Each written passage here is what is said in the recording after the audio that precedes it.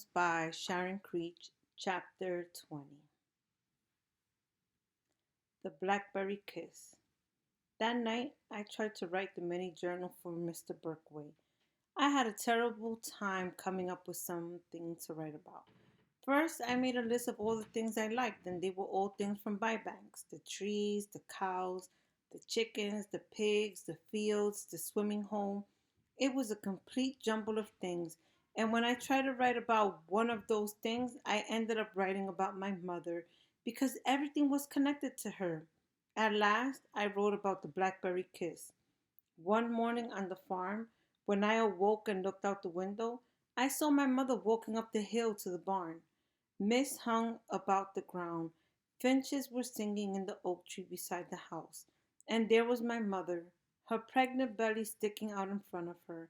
She was strolling up the hill, swinging her arms and singing, "Oh, don't fall in love with a sailor boy, a sailor boy, a sailor boy. Oh, don't fall in love with a sailor boy, 'cause he'll take your heart to sea."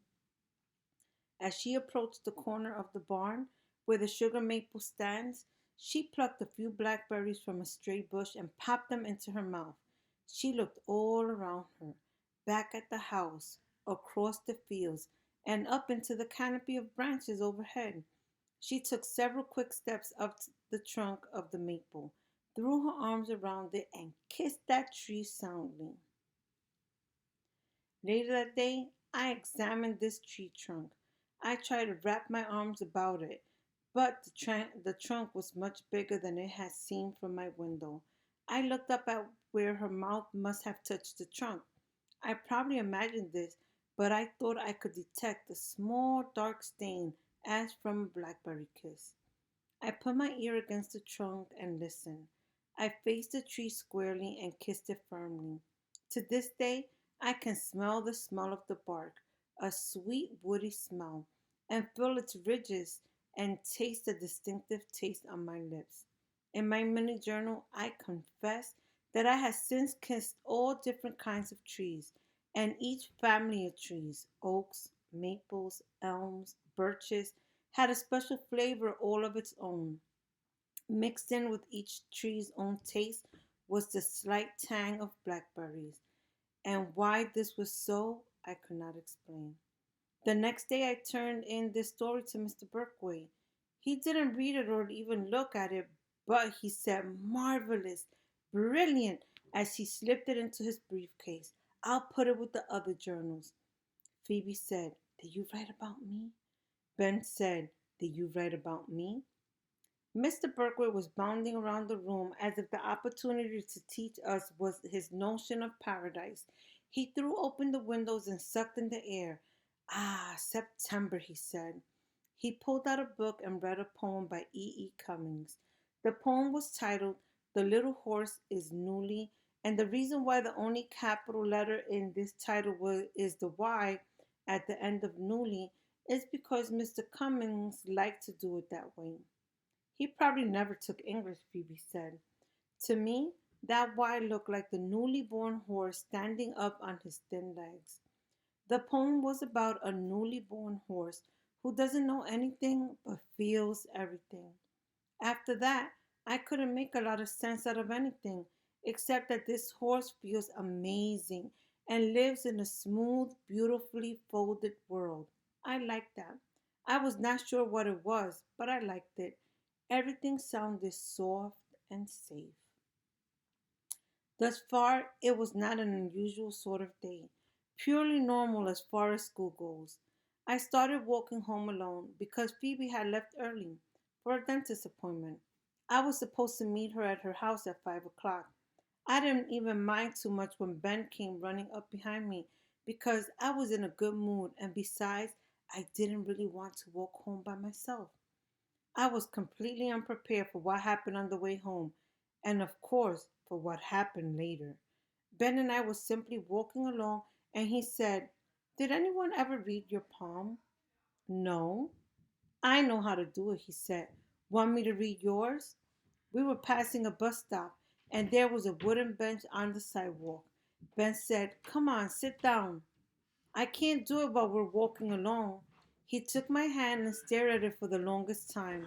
His own hand was soft and warm. Mine was sweating like crazy. He was saying, and tracing the lines of my palm with his finger. It gave me the shivers, but not in an entirely unpleasant way. The sun was beating down on us, and I thought it might be nice to sit there forever with him just running his finger along my palm like that. I thought about the newly born horse who knows nothing and feels everything. I thought about the smooth, beautifully folded world. Finally, Ben said, "Do you want the good news first or the bad news?" "The bad news." "It isn't really bad, is it?" He coughed. "The bad news is that I can't really read palms." I snatched my hand away, grabbed my books, and started walking away. "Do you want to know the good news?" he asked. I kept walking. "The good news is," he said, "that you let me hold your hand for almost 10 minutes and you didn't flinch once." I didn't know quite what to make of him. He walked me all the way to my house, even though I refused to speak to him. He sat down on the porch. "I can't invite you in," I said. "That's okay," he said. "I'll wait." "For what?" "Aren't you going to Phoebe's at 5 o'clock?" "I'll wait." "You don't want to walk over there alone?" "I'll sit here and do my homework." He pulled out his mythology book. I went inside and walked around. I looked out the window. He was still there. "Are you doing your mythology report?" I asked. "I guess I might as well sit out here and do mine too." He didn't say anything. In fact, neither of us said anything. He was reading his book and taking notes. I tried to read mine, but it was difficult to think with him sitting there. I was relieved when it was time to go to Phoebe's. When we passed Mrs. Cadaver's house, someone called my name. I didn't see anyone at first, but then I spotted Mrs. Partridge sitting in a lawn chair beside the house. "Hello," I said. "Who's that?" Ben asked. "Mrs. Partridge. She's blind." He gave me a queer look. Then, "How does she know who you were?" It was a good question, but I did not know how to answer it. When I knocked at Phoebe's door, Ben said, "I'll be going now." I took a quick look at him and turned back to the door. But in the instant that I was turning my head, he leaned forward, and I do believe his lips kissed my ear. I was not sure this was what he intended. In fact, I was not sure it happened at all because before I knew it, he had hopped down the steps and was walking away. The door inched open, and there was Phoebe's round face, as white and frightened as ever you could imagine. "Quick," she said, "come in." She led me into the kitchen. On the kitchen table was an apple pie, and beside it were three envelopes, one for Phoebe, one for Prudence, and one for their father. "I opened my note," Phoebe said, showing it to me. It said, "Keep all the door locks and call your father if you need anything. I love you, Phoebe." It was signed, Mom. "I didn't think too much of it, Phoebe," I said. I know. It doesn't sound terrible or anything. In fact, my first thought was, well, she knows I'm old enough to be here by myself. I figured she was out shopping, or maybe she even decided to return to work, even though she wasn't supposed to go back to Rocky's Rubber until next week. But then Prudence came home and opened her note.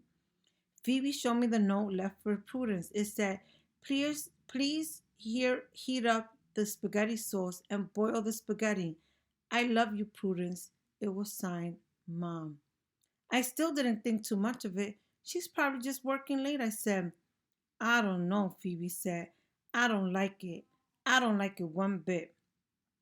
Prudence heated up the spaghetti sauce and boiled the spaghetti, while I helped Phoebe set the table.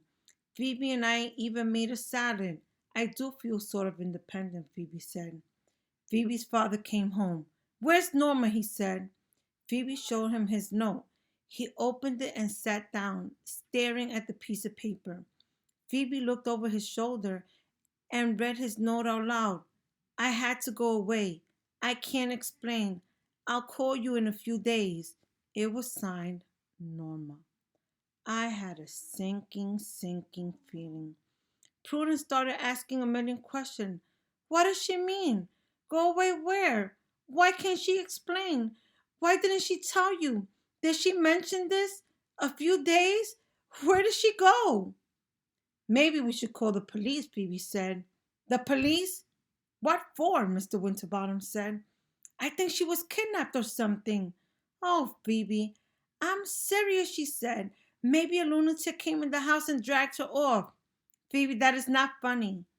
I'm not being funny. I mean, it could happen. Prudence was still asking questions. Where did she go? Why didn't she mention this? Didn't she tell you? Where did she go? Prudence, I honestly cannot say, her father said. I think we should call the police, Phoebe said again. Phoebe, if she was kidnapped, would the lunatic, as you say, allow her to sit down and write these notes? He might. Phoebe, that's enough. He sat there staring at the note. Then he stood up, removed his coat, took off his tie, and said, Let's eat. It was only then that he seemed to notice I was there. Oh, he said. He looked quite embarrassed. I'm sorry about all this, Sal. I have to go, I said. At the door, Phoebe said, My mother has disappeared, Sal. Don't tell anyone. Don't tell a soul. At home, my father was slumped over the photo album. He used to close the album quickly when I came in the room, as if he were embarrassed to be caught with it. Lately, however, he didn't bother to close it. It was almost as if he didn't have the strength to do that. On the open page was a photo of my father and mother sitting in the grass beneath the sugar maple. His arms were around her, and she was sort of folded into him. His face was pressed up next to hers, and their hair blended together. They looked like they were connected. Phoebe's mother went away, I said. He looked up at me. She left some notes. She says she's coming back, but I don't believe it. I went upstairs and tried to work on my mythology report. My father came to the doorway and said, People usually come back. Now, I can see that he was just talking in general, just trying to be comforting. But then, that night, I heard in what he said the tiniest reassurance of something I have been thinking and hoping. I have been praying that a miracle will happen and my mother will come back and we will return to Bybanks and everything will be exactly as it used to be.